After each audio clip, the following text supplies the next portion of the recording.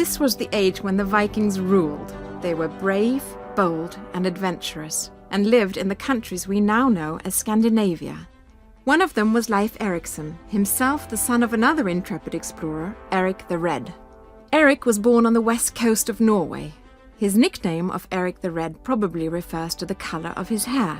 He had already spent some years in Iceland, but in the year 982 AD, he led an expedition to a new territory, establishing a settlement there that would last for hundreds of years.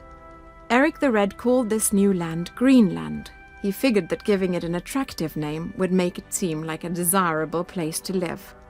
When Erik had a son, he was called Leif Erikson, in keeping with the Viking tradition of adding the word son to the father's name.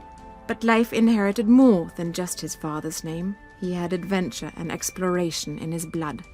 Furthermore, his father taught him the necessary skills to be an explorer, leadership and navigation.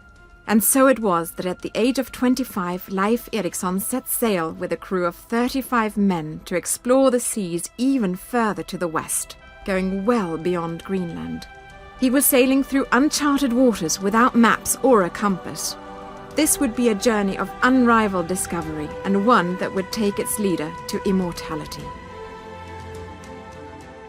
Eventually, Erikson landed in a place he called Vinland, and Vinland was part of what we now call North America.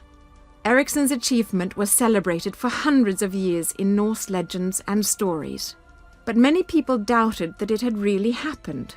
Was it true that a Viking could have beaten Columbus by 500 years?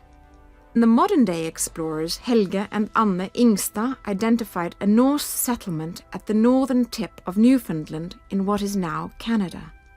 The site at Lance aux Meadows has the remains of 9 houses that are unmistakably Nordic in their design. Helge and Anne Ingstad also established that the remains dated back from around 1000 AD, exactly the time that Erikson's voyage had taken place. And they found artifacts on the site which further prove the truth of Erikson's story. So Leif Erikson has now taken his rightful place in world history. In the United States, his achievement is commemorated every year on October 9th, and statues celebrating the great explorer can be found in many American cities. For it does indeed seem to be true.